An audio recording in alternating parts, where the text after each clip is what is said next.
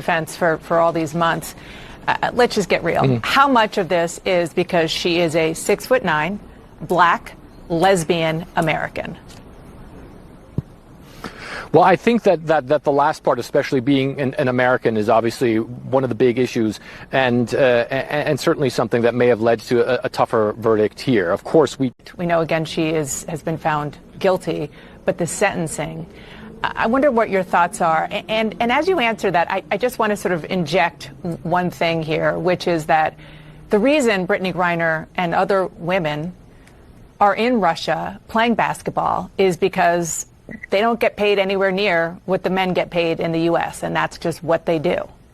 The woke left is going insane right now over the near decade-long prison sentence handed down by Russian courts against WNBA star Brittney Griner. We're going to take a look at some of those leftist reactions, and you got to make sure to stick with me to the very end of this video when I'll reveal why the woke left is actually getting what they dish out to others shoved right back in their own woke faces. You're not going to want to miss this. Greetings, everyone. It's me, Dr. Steve, your Patriot Professor, coming to you from my family vacation in rural New York, but I am still your Patriot Professor. We've got so much to talk about. I want to help you to think better so you can feel better in these crazy times. So make sure to smack that bell and subscribe button. And gang, if you've got over $50,000 or more in an IRA, 401k, or savings account, I mean, let's face it, things are starting to get freaking scary out there, right? The Biden administration's already printed more money in just 2 years than the previous 100 years combined.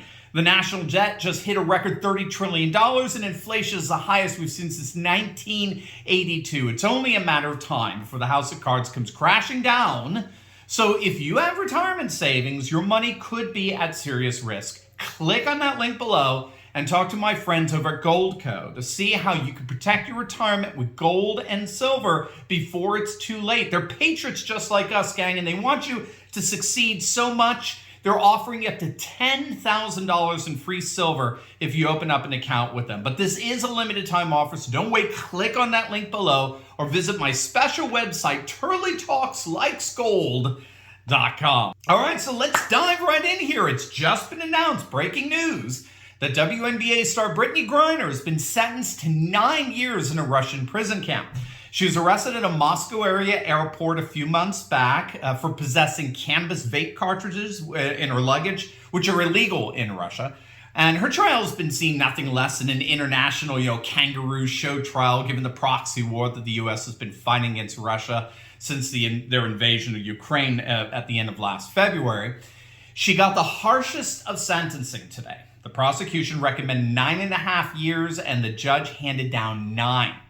Bumbling Biden, bike riding Biden, once again showed he is absolutely clueless over the entire thing. He called her sentence, quote, unacceptable, whatever the hell that means. I don't know how getting several years in prison for breaking another nation's laws is actually unacceptable. But then again, this is a guy who doesn't know the definition of recession.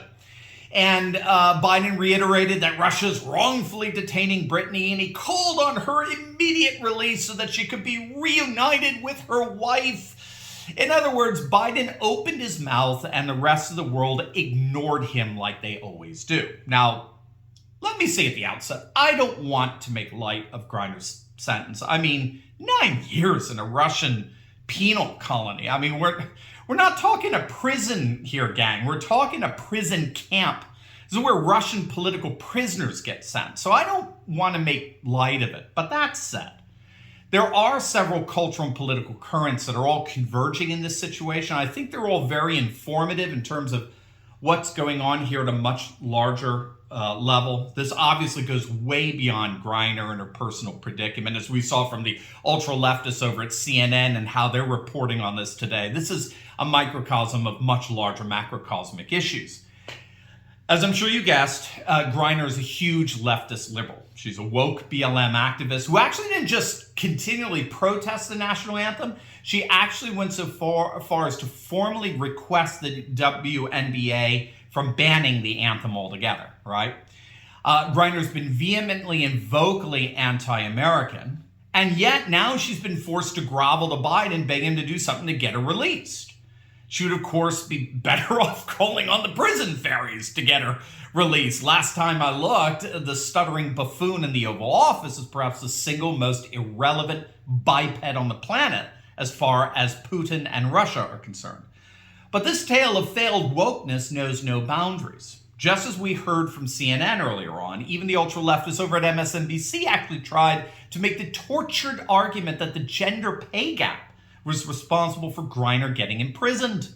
That's right, again, as you heard, unequal pay for female athletes is the reason why this WNBA started to travel to Russia in the first place, to make up for the income disparity between male and female basketball players playing in the Russian league.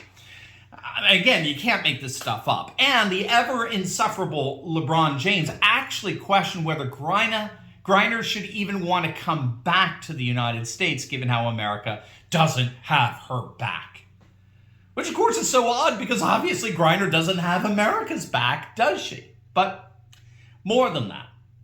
Well, this is a clear case of weaponized legalism on the part of Russian courts, no question, where the law is clearly being used as a weapon against their political enemies. Ironically, it's an example of the very weaponized legalism that Biden and the Democrats have been all too busily carrying out here in the United States. That's exactly what Dinesh D'Souza tweeted out. Quote, "It seems like the Russians are doing to Griner what the Biden administration is doing to non-violent January 6th protesters. Hard for us to feign indignation when the same thing is going on here." And D'Souza's absolutely right, in my opinion. Whether it's the January 6th protesters or Steve Bannon or even Alex Jones, our court system is increasingly being weaponized by the far left as a way to punish their political opponents and intimidate anyone who's thinking of getting in their way. This is what makes Biden's pathetic appeal so utterly ridiculous. What we have to understand is that if you live by weaponized legalism, then you're going to die by it. Russia is shoving in leftist faces precisely the kind of weaponized legalism that they've been trying to inflict on us. So again, while I certainly wouldn't wish this sentence on anyone, nevertheless, it's no coincidence that Griner isn't getting a lot of sympathy, particularly among conservatives who've been witnessing travesties of justice coming from the very people that are currently melting down over Griner.